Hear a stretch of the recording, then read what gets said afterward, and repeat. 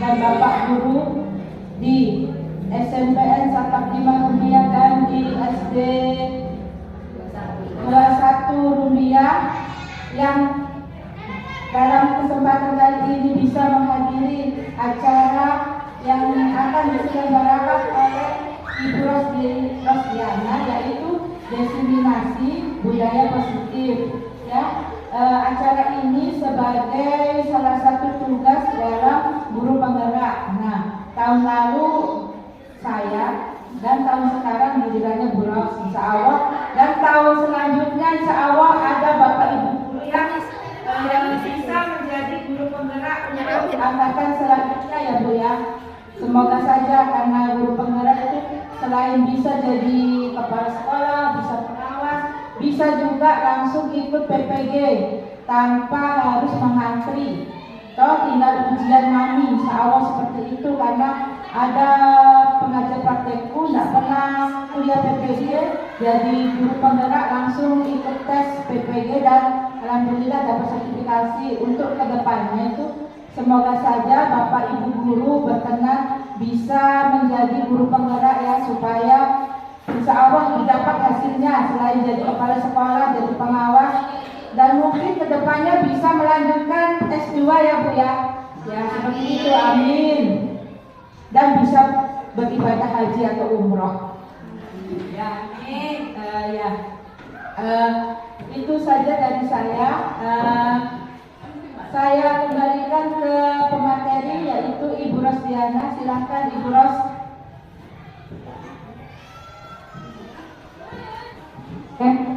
Tes. Assalamualaikum warahmatullahi wabarakatuh. Selamat siang Bapak dan Ibu guru hebat di Rumbia. Sebelumnya saya mengucapkan banyak terima kasih atas kesempatannya menghadiri acara saya ini, di mana hari ini saya berencana untuk melaksanakan tugas dan alhamdulillah bisa terlaksana hari ini dengan baik. Semoga ke depan materi ini bisa bermanfaat untuk kita. Baik, pelaksanaan diseminasi budaya positif ini salah satu rangkaian dari tugas guru penggerak yang wajib dilaksanakan oleh seluruh peserta guru penggerak angkatan 10 tahun 2024. Jadi ke depan ini bermanfaat untuk seluruh sekolah baik tingkat SMP dan SD. Jadi tidak ada di pengecualian bilang harus hanya guru SMP. Jadi SD juga ini sangat penting budaya positif kita tanamkan. Baik,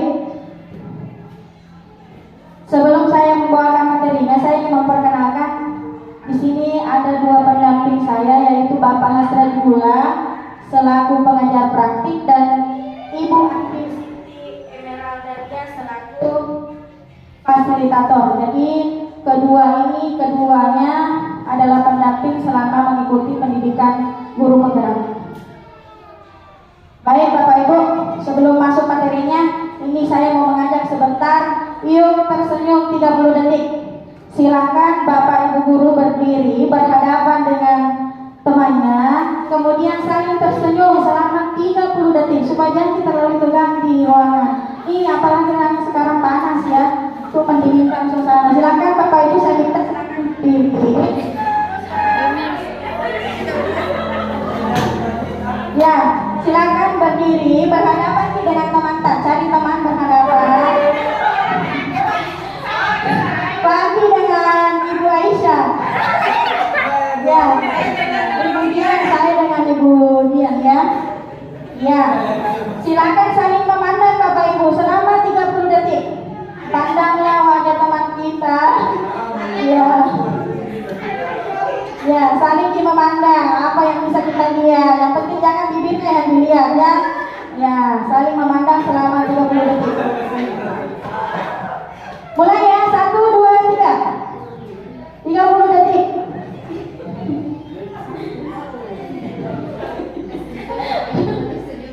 Dua dengan Bu Aisyah.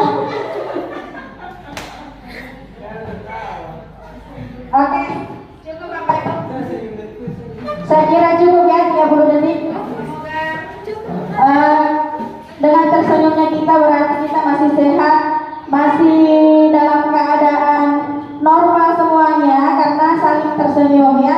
Senyum adalah ibadah Bapak Ibu, jadi usahakan kita selalu tersenyum apapun itu keadaannya, tetaplah tersenyum, terutama bagi kita pendidik.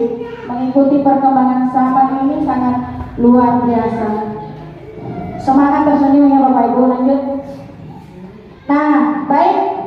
Di sini ada 4 pertanyaan sebelum saya masuk ke materinya. Yang pertama, pemberian hukuman dapat mendisiplinkan siswa. Apakah Bapak Ibu setuju? Apakah Bapak Ibu setuju atau tidak bahwa pemberian hukuman itu dapat mendisiplinkan siswa? Pemberian hukuman membersihkan WC, hukuman membakar sampah, hukuman lari keliling lapangan, terserah, pokoknya sejenis hukuman.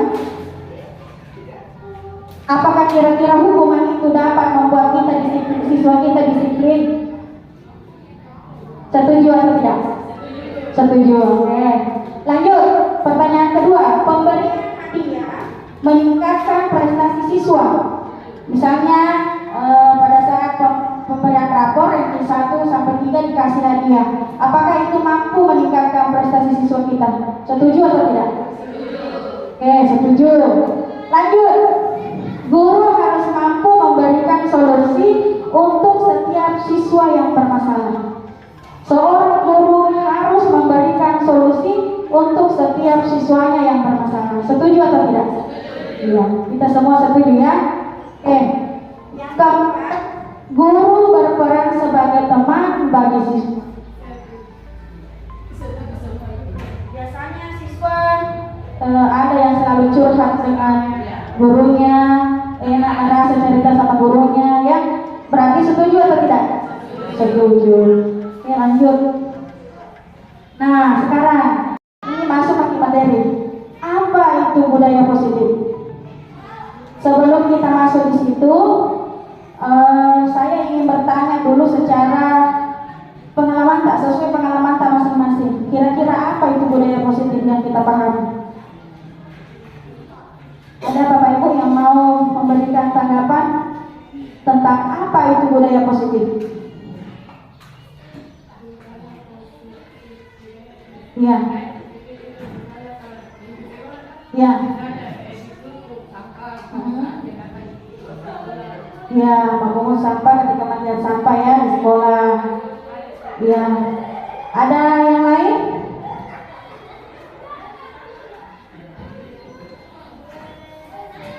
Andi barangkali apa itu budaya positif Andi? Sesuai pemahaman tak? Menurut saya, budaya positif adalah suatu hal yang dibiasakan atau dibiasakan, dibudayakan Ya. dalam hal-hal yang tujuannya bersifat baik, entah itu mematuhi jadwal pelajaran, Ya. membuang sampah pada tempatnya, Iya.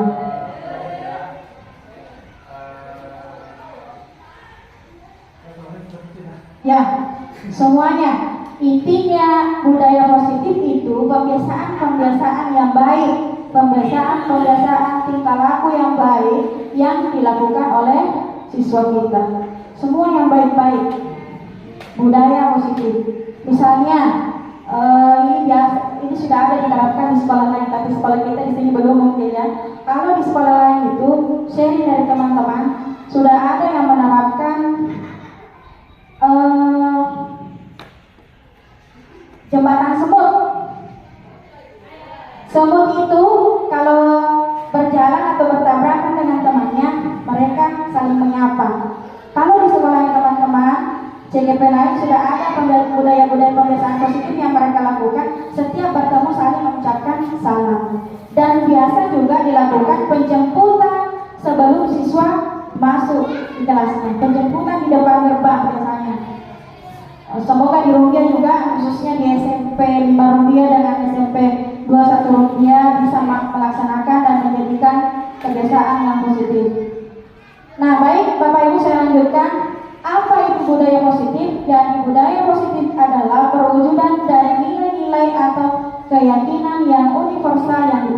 di sekolah. Jadi ada nilai-nilai dan keyakinan, baik itu dari segi keselamatan, kejujuran, kebersihan, semuanya masuk nilai-nilai kebajikan. Lanjut. Nah, baik. Di sini ada 6 konsep inti untuk menciptakan budaya positif. Jadi Bapak Ibu, sebentar ini waktunya cukup panjang. Semoga Bapak Ibu tetap semangat. Ada 6 poin yang akan kita diskusikan bersama. Di sini bukan berarti saya di depan saya mendapatkan pengetahuan yang lebih banyak tentang ini, tapi mari kita sama-sama berefleksi tentang apa yang terbaik untuk sekolah kita ke depan terkait dengan budaya positif. Yang pertama di sini ada disiplin positif, yang kedua ada motivasi perilaku manusia, yang ketiga ada keyakinan kelas, yang keempat kebutuhan dasar manusia, yang kelima posisi kontrol seorang guru, dan yang keenam adalah segitiga restitusi. Semuanya nanti akan saya paparkan satu persatu. Yes. Nah ini cobalah buka. Ini adalah pemantik sebelum kita mendalami materinya. Coba diperhatikan ya, Anda dan teman Anda melakukan kegiatan. Cobalah buka. Petunjuknya, Anda adalah A. Tugas Anda adalah mengepalkan salah satu tangan Anda. Coba Anda bayangkan bahwa Anda menyimpan sesuatu yang sangat berharga di dalam kepalan tangan Anda. Anda perlu menjaga benda tersebut sekuat tenaga, karena begitu pentingnya untuk kehidupan Anda. Anggaplah di tangan ini ada berlian dan tidak boleh ambil orang, ya, kurang lebih seperti itu. Kemudian tugas B, rekan Anda sebentar mencoba dengan segala cara membuka kepalan tangan Anda. Teman Anda B boleh membujuk, menghardik, memarahi, menggoda, merayu, menggeliti, pokoknya bagaimana caranya supaya ini tangan Anda terbuka. Bahkan menawari dengan uang. Bayar sekian, bukan. Ya, lanjut. Apakah Anda bersedia membuka kepalan tangan Anda atau tidak? Silakan, bisa dipraktekkan barangkali. Coba misalnya Ibu Mardiana dengan Ibu Samsinar, salah satunya mengepalkan tangan, salah satu mau berusaha membuka. Kira-kira Ibu Mardiana kalau dia yang mengepalkan tangannya, apakah dia mau memberikan sesuatu yang berharga itu kepada Ibu Samsinar? Kira-kira tidak. Karena dia menjaga apa yang menjadi, iya, itu pun nanti dengan materinya. Nanti akan disebutkan dengan materi hari ini. Ya, saya kira bisa dipahami Bapak Ibu ya. Semuanya pasti tidak mau memberikan barang yang berharga kepada orang lain, semuanya, kecuali dalam keadaan tertentu dengan sukarela dan ikhlas memberikan barang berharga itu. Lanjut ya. Nah ini ada pergeseran paradigma teori kontrol. Di sini ada 4 ilusi guru mengontrol murid. Seolah-olah guru memegang kendalinya murid. Kemudian ilusi bahwa semua penguatan positif efektif dan bermanfaat. Dan yang ketiga, kritik membuat orang merasa bersalah, dapat menguatkan karakter. Dan yang terakhir, orang dewasa memiliki hak untuk memaksa. Ini pergeseran paradigma teori kontrol. Sebenarnya tidak seperti itu. Biar kita dewasa, ya, tidak boleh memaksa haknya orang. Nah ini, tinggalnya bisa diperhatikan stimulus, respon, dan kontrol. Di situ ada realita atau kebutuhan kita sama. Teori kontrolnya ternyata kebutuhan kita itu berbeda. Mungkin hari ini misalnya saya butuh mobil yang besar, tapi bisa jadi si B dia tidak butuh mobil, tapi dia butuh jet pribadi misalnya, karena mungkin keuangannya jauh lebih ini. Kemudian semua orang melihat hal yang sama. Teori kontrolnya apa? Setiap orang memiliki gambaran yang berbeda. Lanjut, kita mencoba mengubah orang agar berpandangan sama dengan kita. Teori kontrolnya kita berusaha memahami pandangan orang lain tentang dunia. Ya, ada berapa poin?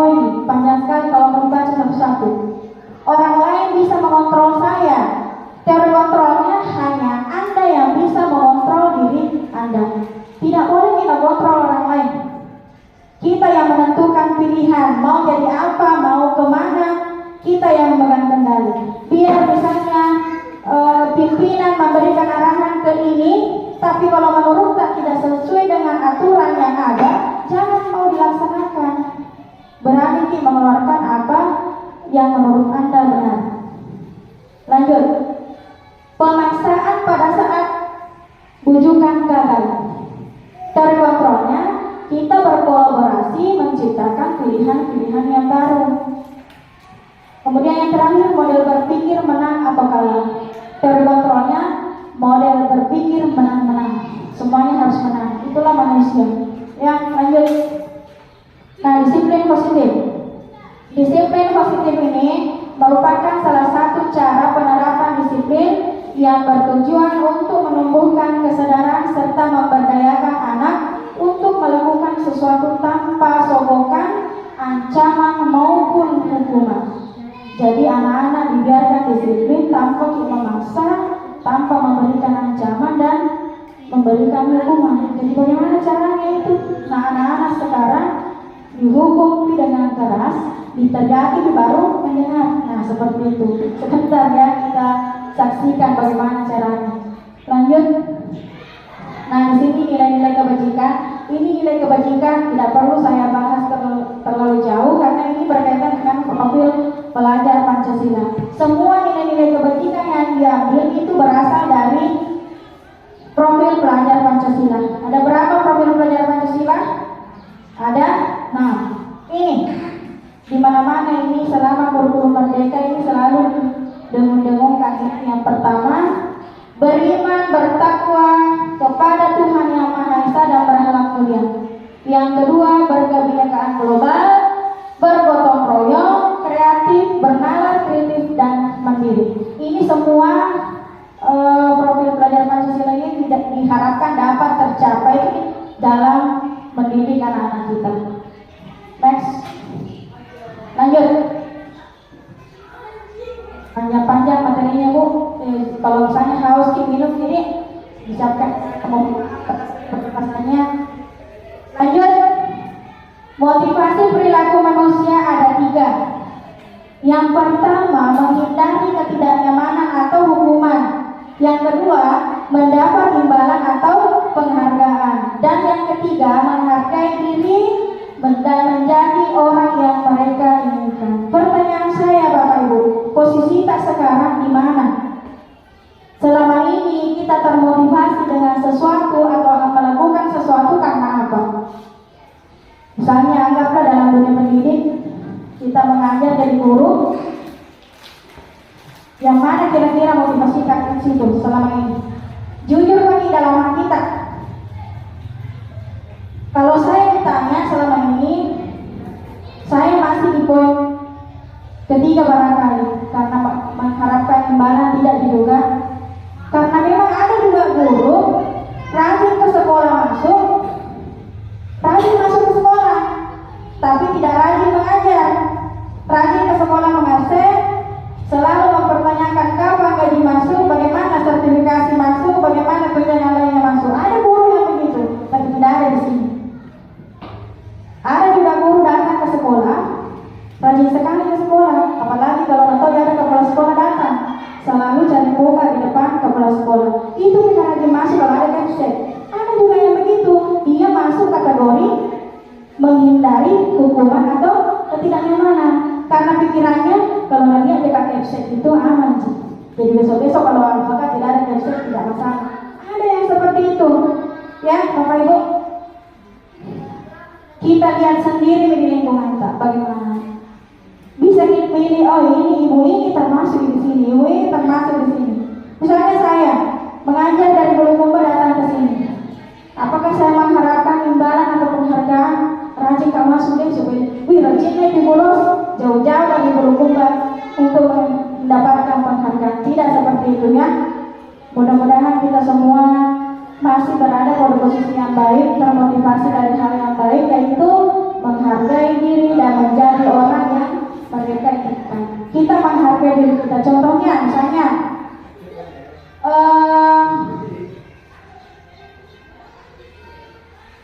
datang ke sekolah, apakah karena tanggung jawab atau karena aturan? Tanggung jawab. Jadi selalu saya punya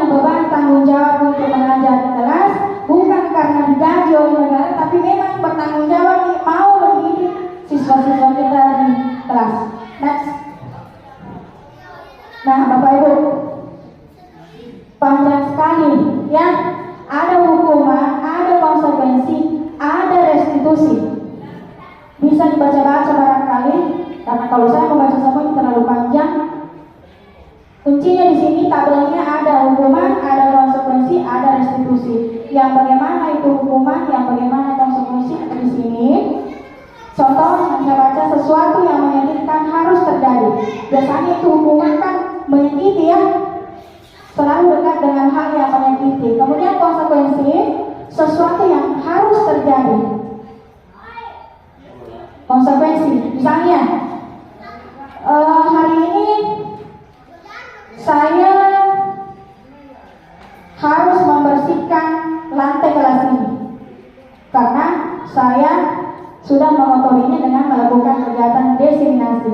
Berarti itu termasuk konsekuensi saya. Kenapa saya harus pakai ruangan ini? Jadi kalau kotor harus saya yang membersihkan. Itu konsekuensi. Kalau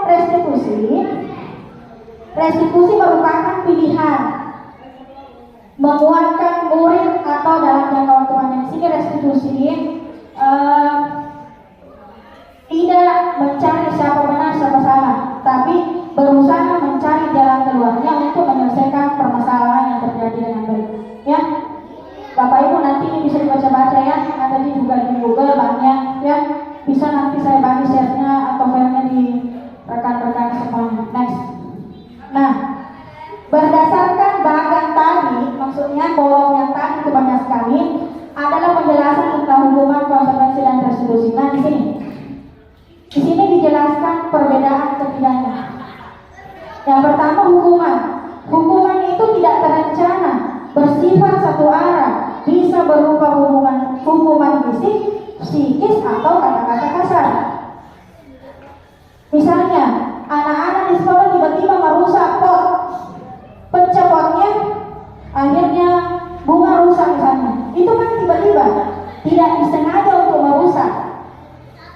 Pada saat kita memberikan teguran, marah mati misalnya ditegur kita, memang komen di situ begini, aduh cepat aku bersihkan itu adalah hukuman. Kalau konsekuensi sifatnya terencana dan sudah disepakati. Bentuk-bentuk konsekuensi dibuat oleh pihak guru. Jadi guru yang membuat ini konsekuensi. Misalnya ini biasanya apa contohnya ya? Terencana itu misalnya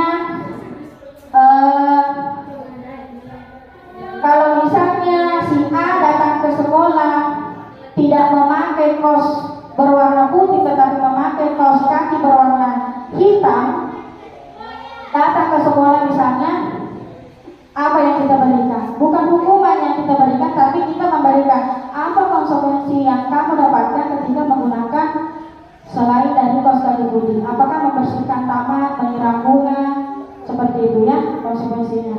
Jadi itu sudah terencana sebelumnya, sudah ada sebelumnya. Misalnya kalau ada yang melanggar tidak memakai ini, selain warna ini, hukumannya ini sudah direncanakan. Beda tadi hukuman itu mendadak ya. Kemudian restitusi adalah proses menciptakan kondisi bagi murid untuk memperbaiki kesalahan yang mereka lakukan sehingga mereka bisa kembali kepada kelompok mereka dengan karakter yang lebih baik. Di sini restitusi,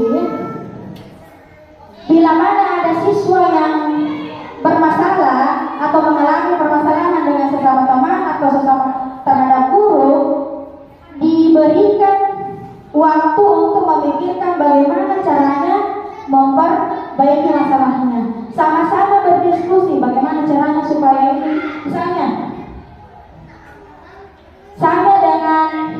saya adalah siswa dengan teman-teman saya di kantor menggosipkan. Saya gosip nih misalnya Pak Andi, weh itu kok Pak Andi begini. Itu yang begini, ternyata ada Pak Andi lewat, tiba-tiba teman saya dengan sengaja atau apa melemparkan Pak Andi. Nah itu kan namanya masalah ya, masalah saya terhadap Pak Andi misalnya. Apa yang saya lakukan? Jadi saya berembuk dengan teman-teman, apa yang bisa kita lakukan? Apakah dengan hanya meminta maaf dan berjanji untuk tidak melakukan hal yang sama? Ya, seperti itu Bapak Ibu kurang lebih. Nanti lebih diperjelas dengan contoh-contoh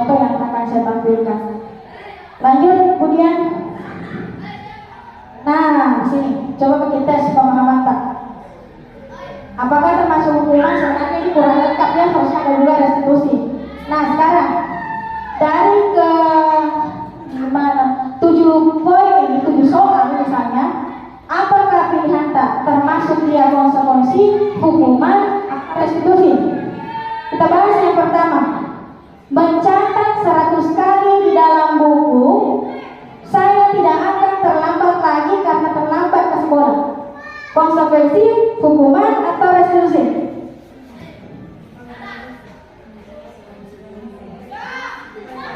Konsekuensi atau hukuman atau restitusi?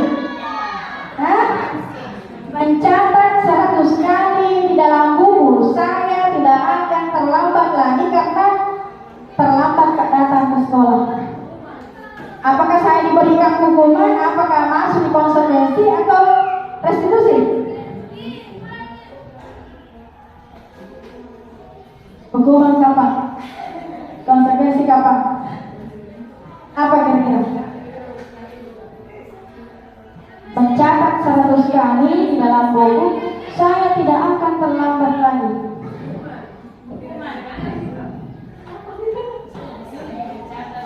Ingat tadi hukuman tidak terencana ya, tapi ini terencana. Hukuman atau konsekuensi? Ada hukuman atau konsekuensi? Ini sederhana ya. Tanya. Iya, cocok diperhatiin. Dan kasih tahu hukuman. Apa kira-kira? Ya, ini ceritanya nih. Nah, tulis ini saya tidak akan terlambat lagi sebanyak 100 kali. Berarti konsekuensimu siapa pada akan terlambat, tulis begitu kan, seperti itu. Ini hanya contoh Bapak Ibu ya, bisa kita ganti dengan yang lain di sekolah, sesuaikan lagi dengan kelas tak masing-masing. Yang kedua, lari mengelilingi lapangan basket 2 kali karena terlambat hadir di sekolah. Lari mengelilingi lapangan basket 2 kali karena terlambat hadir di sekolah. Hukuman. Dihukum kita karena terlambat. Ya, hukuman. Bagaimana Pak Kim? Hukuman atau konsekuensi? Nomor 2. Ya. Kalau dikatakan konsekuensi adalah harus terencana, maka konsekuensi jelas itu hukuman. Tidak pernah ada sekolah yang membicarakan bahwa anak-anak yang terlambat Ya. Ya. lari pergi lapangan lari 2 kali karena terlambat hadir di sekolah. Tak pernah juga ada tenaga sekolah di mana pun saya pernah mengajar, tapi ada yang dihukum kayak apa dengan hukuman seperti itu. Kalau misalnya yang dikatakan konsekuensi, Ya. hukuman karena tidak direncanakan. Tidak direncanakan. Betul sekali. Kuncinya adalah konsekuensi itu tidak direncanakan. Konsekuensi direncanakan, hukuman tidak direncanakan. Lanjut. Ini bagus diperdebatkan banyak sekali. Membersihkan surat yang dibuatnya tulis. Konsekuensi atau hukuman? Ya, konsekuensi tak bersihkan, coret ya. Betul sekali. Apapun itu pokoknya kegiatan sejenis ini, siapa yang berbuat itu yang bertanggung jawab. Lanjut, murid diminta push up 15 kali karena tidak menggunakan masker ke sekolah. Bagaimana kalau ini?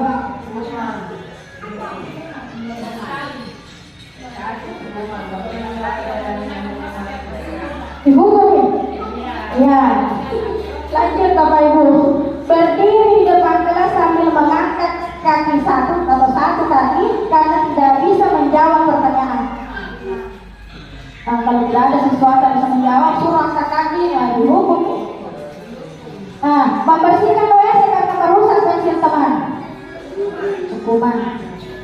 Lari keliling lapangan terlambat hampir sama tadi ya, penjawaban. Oke, lanjut kemudian.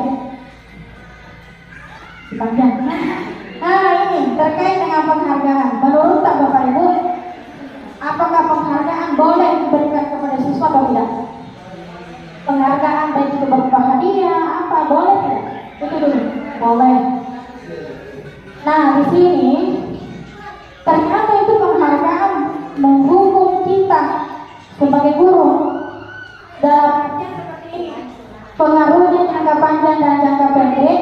Bisa jadi siswa yang terus-menerus mendapatkan hadiah, dia akan termotivasi selamanya melakukan yang terbaik, belajar dengan giat dan rajin kalau diberikan hadiah. Jadi jika tidak mendapatkan lagi hadiah atau penghargaan, berkurang motivasinya, bisa jadi ya. Lanjut, penghargaan tidak efektif. Penghargaan dan dapat merusak hubungan. Maksudnya ini penghargaannya tidak efektif, kemudian penghargaan bisa merusak hubungan. Merusak hubungan seperti apa? Kalau misalnya di sekolah hanya satu guru yang memberikan penghargaan, pasti siswa membandingkan guru satu dengan guru lain. Kemudian yang kedua, merusak hubungannya karena apa? Karena siswanya ada yang mendapatkan hadiah, ada yang tidak. Jangan misalnya dia belajar tidak tahu dapat hadiah, pasti betul lagi. Pasti begitu. Ada siswa pikirannya seperti itu. Lanjut, penghargaan mengurangi ketepatan. Penghargaan mengurangi kualitas, mematikan kreativitas, dan penghargaan menghukum motivasi dari dalam diri. Berarti ini motivasi dalam diri. Siswa belajar, rajin belajar karena ingin mendapatkan penghargaan atau hadiah.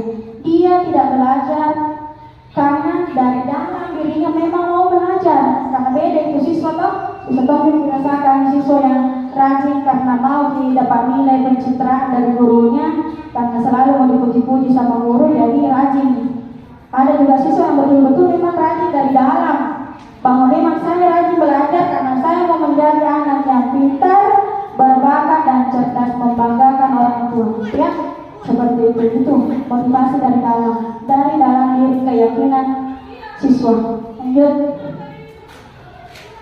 Nah ini persoalan kata. Mengapa keyakinan kelas bukan peraturan kelas? Selama ini di budaya positif itu semua wali kelas disuruh membuat keyakinan kelas. SD sudah buat keyakinan kelas? Ada yang di sebelah? Belum. Kalau dibuka IPM aksi nyata budaya positif, salah satu pilihannya itu membuat atau melakukan kegiatan membuat keyakinan kelas. Ini kenapa bukan peraturan kelas saja? Nah, sudah ada di peraturan sekolah. Tapi kita disuruh membuat keyakinan kelas, bukan peraturan kelas, keyakinan kelas. Sebenarnya kalau dilihat sama sih. Lanjut. Nah ini ada dua kasus. Mengapa kita memiliki peraturan tentang penggunaan helm pada saat mengendarai kendaraan roda 2 atau motor? Kenapa disuruh dipakai helm Bapak Ibu? Melindungi kepala, melindungi keselamatan ya. Nah, supaya selamat nih. Ada yang lain? Takut ditilang sama polisi? Ya, isinya nih. Ini dikategorikan peraturan atau keyakinan? Ini masuk ke peraturan. Tapi kalau ini disebutkan bahwa memakai helm itu untuk menjaga keselamatan saya, itu masuk ke keyakinan. Karena kita berdasarkan keyakinan saya mau selamat di jalan mulai motor. Tapi kalau karena pikiran pakai helm kok nanti ditilang kok. Pakai helm malah di polisi di sana tilang kan nanti. Nah, itu artinya kita takut sama peraturan. Beda peraturan dan keyakinan. Keyakinan selalu dari hati, itu kuncinya. Mengapa kita memiliki peraturan tentang penggunaan masker dan mencuci tangan setiap saat? Saya kira ini sama kasusnya Bapak Ibu dengan helm. Ini supaya kita terlindungi dari misalnya tidak terjadi gangguan pernapasan misalnya pada saat keluar atau musim-musim corona, takut kena virus itu ya, untuk keselamatan. Next. Nah ini, jadi keyakinan kelas dibuat berdasarkan kesepakatan antara guru dan siswa yang bersifat universal. Jadi ini keyakinan, nanti keyakinan kelas dapat dibentuk kalau guru dengan siswanya berdiskusi di kelas. Anak-anak misalnya tulis masing-masing di situ di kertas yang dibagikan, kira-kira apa yang bisa dijadikan keyakinan untuk kelas kita supaya kelas kita ini bagus nih. Nyaman belajar di kelas, tentram, tidak ada perkelahian, pokoknya seperti itu. Jadi nanti tuh siswa ada yang tulis nih, tidak mengejek teman, tidak mengganggu, tidak mengambil pensil teman, pulpen teman, banyak nanti yang tulis. Nanti tugas taknya ya, buat ini keyakinan kelasnya, misalnya saling menghormati dan menghargai, tinggi kejujuran terkait tadi mengambil barang ya, menghargai tidak mengejek seperti itu. Terus peraturan biasanya dibuat oleh guru dan sifatnya satu arah. Misalnya guru membuat peraturan laki-laki yang rambutnya melewati 2 cm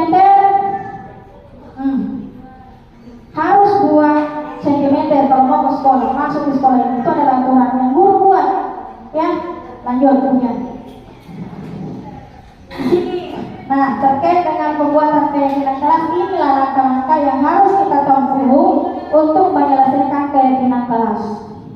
Jadi yang pertama itu mempersilahkan warga sekolah atau siswa mencurahkan ide-idenya yang tadi saya sampaikan, mencatat semua masukannya siswa. Nah, ini mengganti kalimat positif, kalimat negatif menjadi positif. Misalnya, tidak boleh mengejek teman. Itu kan negatif. Diubah menjadi kalimat positif menjadi saling menghargai dan menghormati. Misalnya, tidak boleh mengambil pensil teman. Positifnya apa? Meminta izin ketika seperti itu. Pokoknya mengubah tidak menjadi yes. Lanjut. Nah, sini posisi kontrol guru. Waktu lumayan ya Bapak Ibu, jadi semangat gitu. Ya. Kalau capek-capek nih ya berdiri dulu meredakan ini. Lanjut. Posisi kontrol guru. Nah, ternyata Bapak Ibu, ini posisi kontrol guru ini saya juga pelajari. Baru diketahui bahwa ternyata posisi kontrolnya guru itu ada 5. Yang pertama sebagai penghukum, yang kedua pembuat rasa bersalah, yang ketiga teman, dan yang keempat pemantau, yang kelima manajer. Kira-kira sekarang ini kita posisi di mana Bapak Ibu? Apakah jadi guru penghukum selama ini? Apakah jadi manajer G? Apakah jadi temannya siswa sekarang? Ini posisi kita semua. Salah satunya di sini, salah 2 pasti ada di situ. Jadi sama-sama kita refleksi. Selama ini saya ada kakak. Kalau saya pribadi, saya menganggap posisi saya sekarang baru di teman. Karena saya selalu menganggap siswa saya dari teman. Kalau saya sekarang, tidak tahu nih Bapak Ibu semua, kira-kira posisi mana? Ada posisi penghukum? Tidak ada di kapan di sini di Rupiah. Bagus-bagus guru di Rupiah, tidak ada penghukumnya. Coba next kemudian. Disuruh bagi nonton video. Sebentar, saya akan putarkan video terkait dengan posisi kontrol sebagai guru. Jadi tolong disimak dan diperhatikan baik-baik, karena itu akan membantu menjelaskan, oh ternyata guru sebagai penghukum itu yang begini. Jadi merefleksikan bagi diri kita, oh selama ini saya begitu Kak. Sebentar, jadi fokus makin dulu di video. Kemudian saya sudah siapkan videonya, mudah-mudahan masih bisa terputar. Naren, sini kamu. Selamat pagi Bu. Selalu terlambat. Kamu deh pasti terlambat. Maaf Bu, saya Apa? Apa coba? Alasan kamu apa lagi? Kapan sih kamu tidak terlambat? Malas sekali ya kamu jadi anak. saya Dasar pemalas. Gak kapok-kapok sih kamu. Sudah berapa kali terlambat? Sana, kamu keliling lapangan basket 2 kali. kenapa saya harus keliling lapangan basket Bu? Kenapa? Kamu melawan ibu.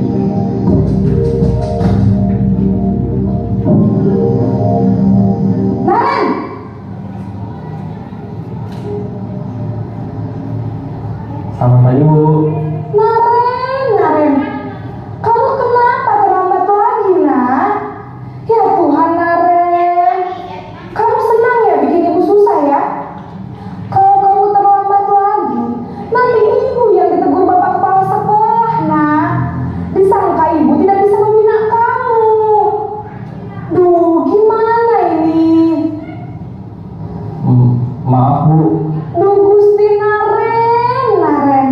Kamu suka ya kalau ibu ditegur bapak kepala sekolah? Terus, sekarang ibu harus tulis apa ya di buku absen? Ini kamu sudah sering terlambat loh. Ibu harus apa coba? Maaf Bu. Maaf sekali. Ya sudah, lain kali jangan bikin ibu susah lagi ya nak ya. Ibu tidak akan kuat lagi kalau kamu begini terus. Bisa jantungan kalau ibu ditegur bapak kepala sekolah. Sana cepat ke kelas. Maaf ya Bu. Maaf sekali. Posisi pembuat rasa bersalah berbicara dengan nada tenang.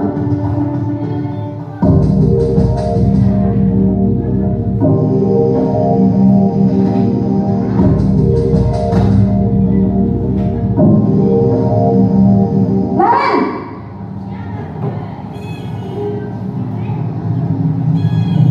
Selamat pagi Bu. Wah, sudah jam berapa ini nak? Terlambat lagi ya sayang. Iya Bu. Habis ibu saya lupa membangunkan saya Bu. Kamu malah menyalahkan ibu kamu. Kamu bukannya anak yang larinya paling kencang. Kok terlambat sih? Iya Bu. Saya memang terlambat bangun tadi. Jadi biarpun saya lari kencang, tetap gak kejar Bu. Ya sudah sana. Nanti lain kali larinya lebih kencang lagi ya. Biar gak terlambat lagi. Bikin senang ibu. Demi ibu. Bisa kan? Bisa lah Bu. Ya sudah sana masuk kelas. Ibu beresin urusan absen kamu. Kamu ini ada-ada saja.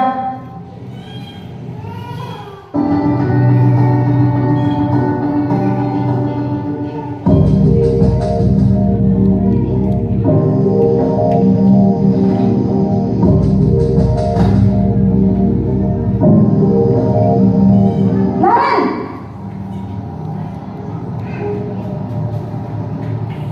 Selamat pagi Bu. Naren, apa peraturan sekolah kita tentang jam berapa kita harus masuk sekolah, nak? Kita harus di sekolah jam 7 Bu. Iya betul, sekarang sudah jam 7.20. Naren sudah tahu konsekuensinya jika terlambat hadir. Paham Bu. Saya harus tinggal kelas pas jam istirahat selama 20 menit. Iya benar, konsekuensinya demikian. Jadi nanti jam 9.30 pas istirahat, kamu harus tinggal di kelas, kerjakan tugas tambahan untuk ketertinggalan kamu, ya? Baik Bu.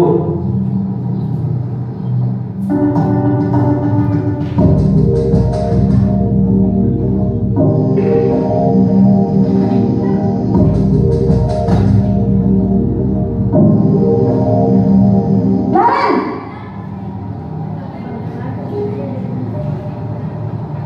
Selamat pagi Bu. Selamat pagi Naren. Maaf Bu, saya terlambat. Iya, sekolah masuknya jam 7, sekarang sudah jam 7.20. Jadi sekarang bagaimana ini Naren? Maaf Bu, saya lupa setel alarm saya semalam. Baiklah, menurut kamu, keyakinan sekolah yang mana yang perlu kamu tingkatkan? Menghargai diri sendiri dan orang lain mungkin ya Bu. Setuju. Jadi, apakah Naren meyakini prinsip saling menghormati tersebut? Iya Bu, saya meyakininya. Apakah Naren bersedia memperbaiki masalah keterlambatan ini? Bersedia Bu. Bagaimana kamu akan perbaiki masalah keterlambatan ini? Saya akan coba untuk tidak lupa menyetel alarm saya Bu. Baik, kalau Naren lupa menyetel alarm di rumah, ada orang yang kira-kira bisa bantu mengingatkan tidak? Ada Bu, kakak saya, Kak Emma. Ada lagi selain Kak Emma? Selain Kak Emma, ada ibu saya. Baik, jadi yang mengingatkan Naren adalah Kak Emma dan ibu kamu ya? Kira-kira akan mulai start alarm kapan nih Naren? Setelah pulang sekolah, akan segera saya lakukan. Baik, jadi Naren akan setel alarm untuk bangun besok pagi dan akan diingatkan oleh kakak dan ibunda Naren ya. Ada lagi yang mungkin perlu dilakukan Naren agar tidak terlambat bangun lagi? Tidak ada Bu. Baik Naren, terima kasih untuk kerjasama kamu. Sekarang kamu perlu kembali ke kelas untuk belajar. Baik Bu, terima kasih. Sudah bagi menonton video.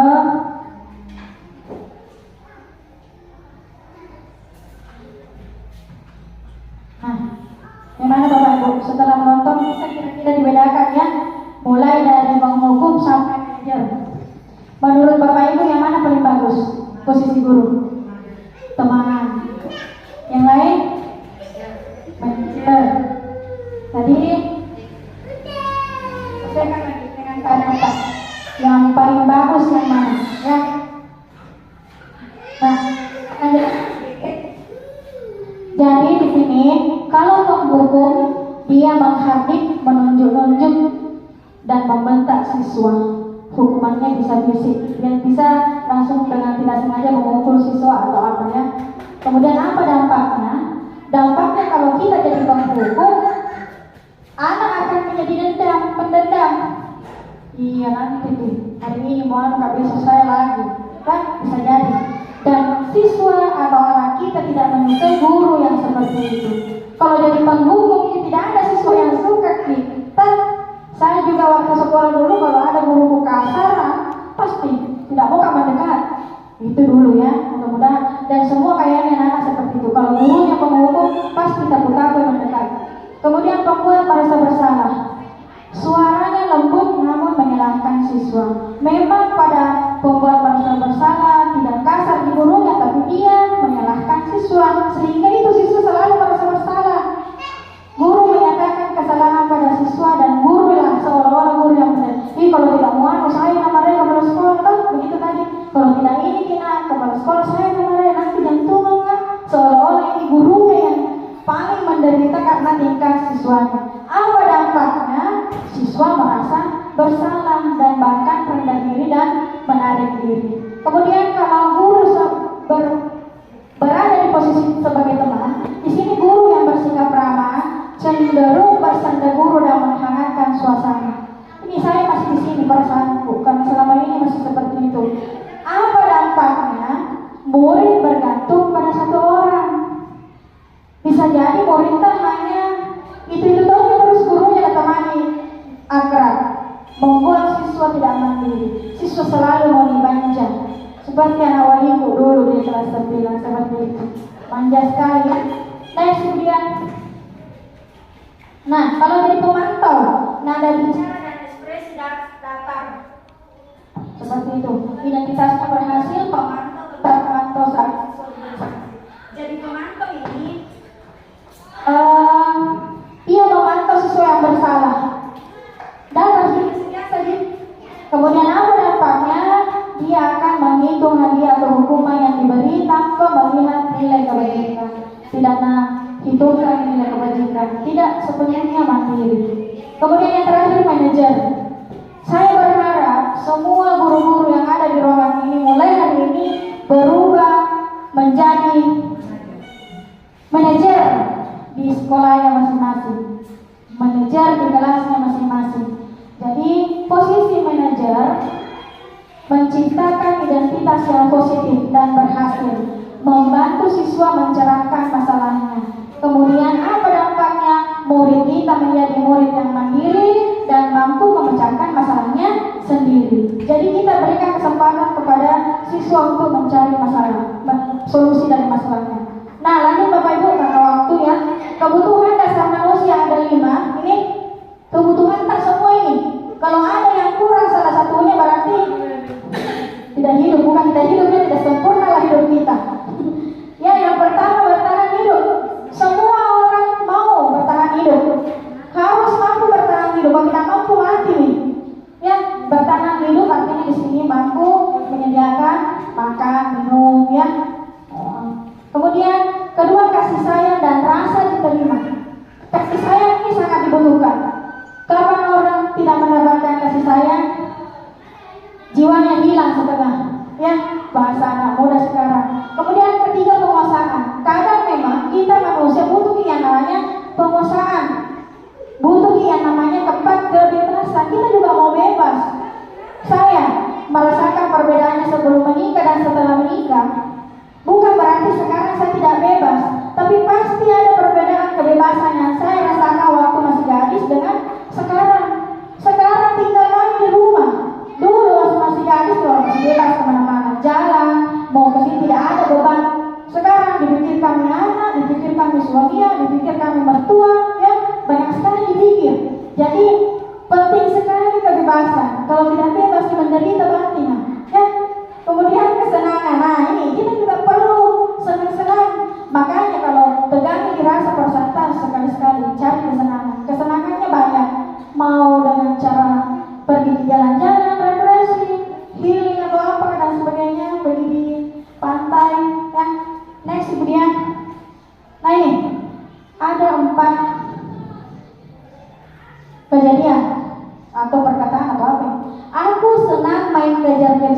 dengan ibu guru, seru.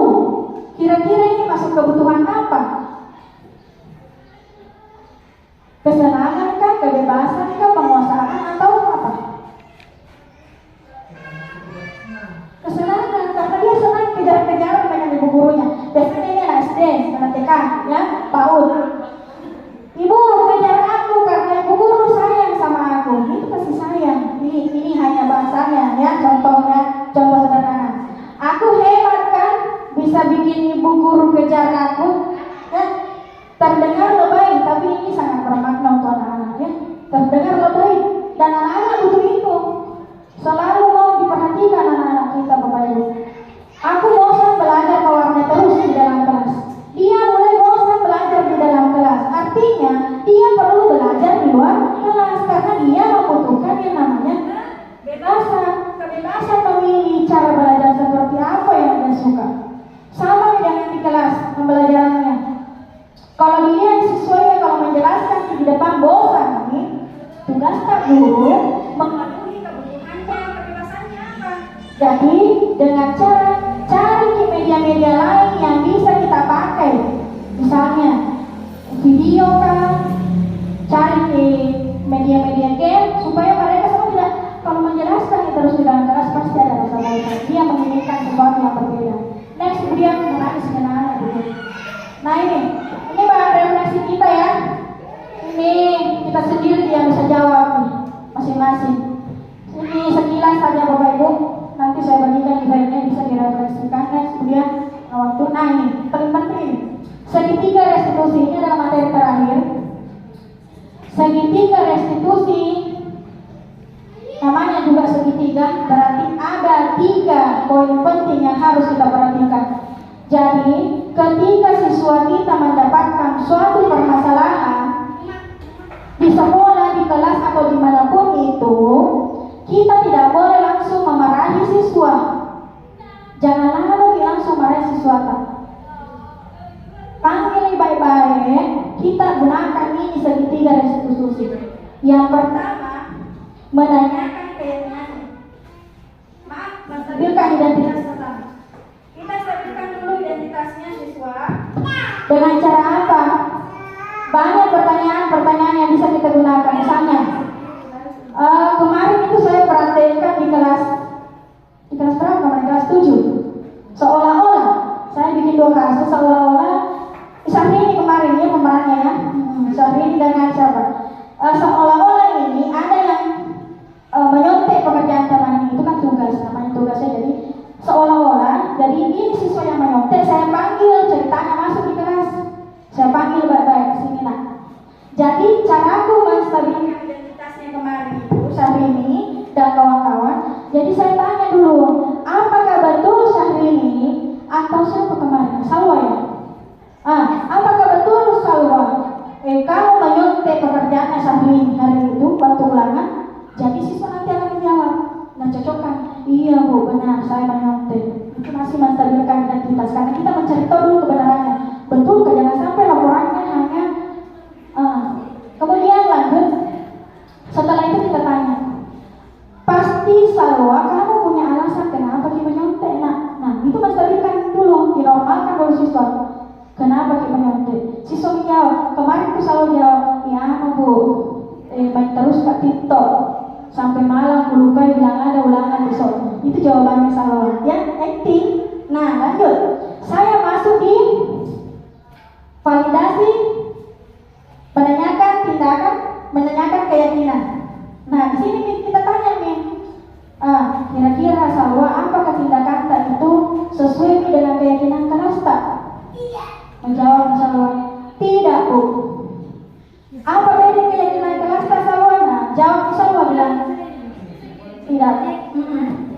Harus jujur Bu saat ulangan. Kira-kira pekerjaan tadi yang kita lakukan namanya jujur atau tidak? Tidak. Jadi dia sadar di situ dari keyakinannya siswa.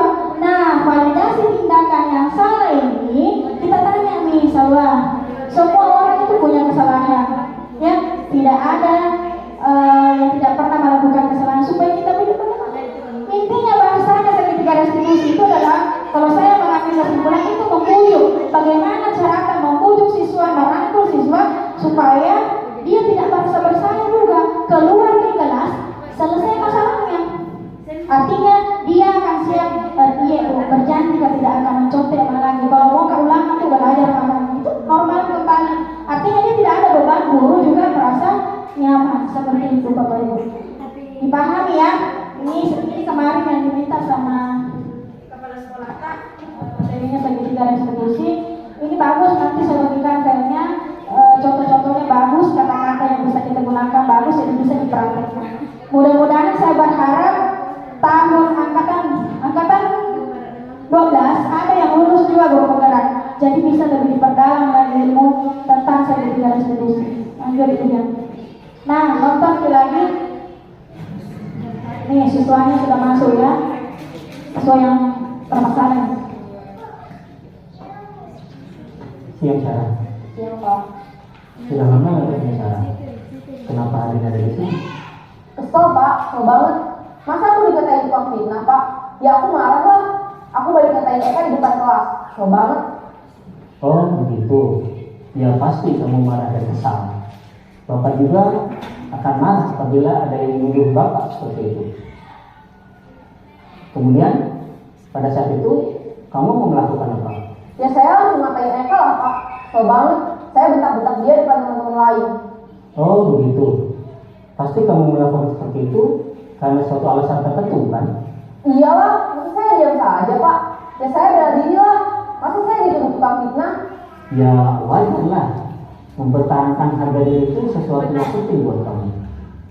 Untung kamu tidak gegabah lagi, hanya membentak-bentak. Iya Pak. Untung saya masih bersabar dan hanya membentak saja. Sudah gemes padahal. Saya pasti bela diri lah. Ya pasti ya. Tapi kamu memilih untuk tetap bertahan dan bersabar. Kamu memilih untuk tidak berbuat lebih parah lagi kan? Iya. Nah, sekarang coba kita lihat lagi tindakan kamu yang bentak-bentak Eka di kelas. Tindakan kamu itu kira-kira sesuai dengan keyakinan kelas atau prinsip kamu tidak? Enggak lah Pak. Capek Pak jadi pemarah. Jadi keyakinan atau prinsip mana yang kurang sesuai dengan keinginan kamu? Ya, saya sebenarnya sangat menghargai orang lain. Mungkin saat itu saya menjadi emosi, jadi tidak menunjukkan sikap itu. Kamu meyakini tidak? Menghargai orang lain itu penting buat kamu. Yakinlah Pak. Iya, setuju. Kita harus saling menghargai. Namun ada juga keyakinan yang kita sepakati yang perlu kita jalankan apabila kita sedang marah kan? Ya, saya bisa lebih proaktif, mulai dengan diri sendiri. Saya bisa jadi lebih bersabar, mengambil waktu jeda untuk berpikir mau apa selanjutnya. Kira-kira kamu bersedia memperbaiki masalah ini tidak? Bersedia Pak. Kalau kamu memperbaiki masalah ini, kamu akan menjadi orang seperti apa? Saya akan menjadi orang yang bertanggung jawab kali ya Pak. Dan senantiasa proaktif. Iya, menurut kamu bagaimana rasanya menjadi orang seperti itu? Ya nyaman lah, bangga bisa bersabar dan menahan diri. Baiklah kalau begitu. Yuk kita pikirkan bagaimana memperbaiki masalah ini.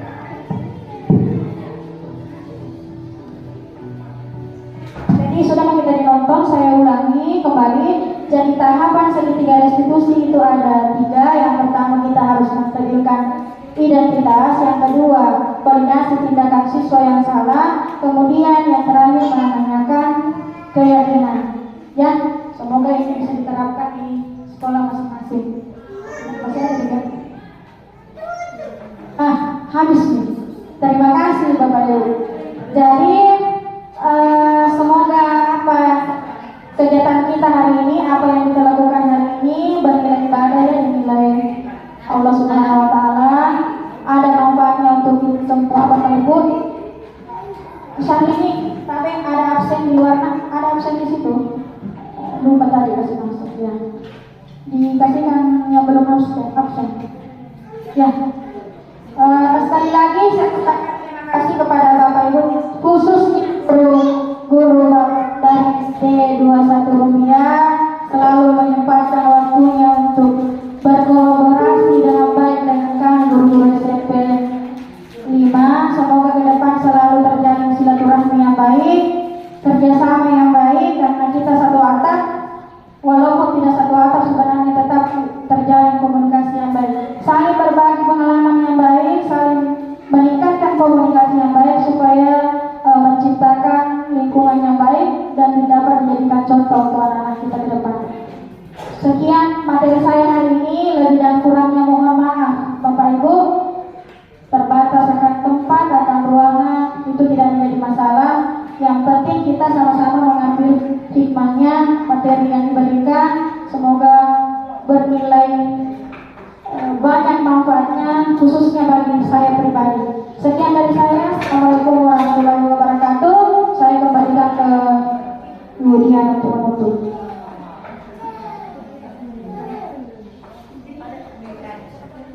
Ya, demikianlah penuturan dari Buros tentang diseminasi budaya positif. Barangkali ada pertanyaan, satu atau dua orang bertanya sama Buros. Silakan, saya beri kesempatan. Silakan, kalau ada yang bertanya. Kalau tidak ada, ya bisa awal mungkin mau dibagikan karena ya Ibu ya, supaya untuk penguatan setelah sidang. Semoga ilmu yang didapatkan dari Buros itu dapat bermanfaat karena bagus sekali sebenarnya ilmu ini untuk siswa dan untuk kita semua para guru. Ya, kalau sudah tidak ada pertanyaan, saya sebagai perwakilan dari SMPN Satap 5 Rumbia, terima kasih atas kehadiran Bapak Ibu Guru di acara diseminasi budaya positif yang dipandu oleh Ibu Ros. Terima kasih. Saya ucapkan Assalamualaikum warahmatullahi wabarakatuh. Assalamualaikum warahmatullahi wabarakatuh. Nama saya Santina dari UPT 21 Rumbia. Apa yang saya dapatkan dari materi hari ini yaitu cukup sangat memuaskan ya dengan apa yang disampaikan oleh Ibu Noviana. Mudah-mudahan ada manfaatnya dan saya bisa menerapkan di sekolah saya ke depannya insya Allah. Ya, mungkin hanya itu saja yang sempat saya dapatkan pada kesempatan kali ini. Assalamualaikum warahmatullahi wabarakatuh. Terima kasih apa yang disampaikan hari ini dengan penyampaian Ibu Ros sangat bermanfaat bagi saya dan saya bisa terapkan di sekolah di SD UPT 21 Rumbia dan semoga kedepannya bisa seperti guru di SMP 5 Satap Rumbia ini. Terima kasih. Assalamualaikum warahmatullahi wabarakatuh. Jadi materi hari ini yang dibawakan oleh Bu Ros, alhamdulillah sangat memuaskan karena saya sebagai guru baru tahu bahwa ternyata ada tiga tingkatan dari hukuman, konsekuensi dan restitusi. Karena selama ini yang kita tahu itu cuma sekedar hukuman saja. Jadi ternyata alhamdulillah sekali ternyata dari materi ini kita sudah tahu bahwa 3 hal itu. Jadi terima kasih sekali Bu Ros tentang ilmunya. Assalamualaikum warahmatullahi wabarakatuh.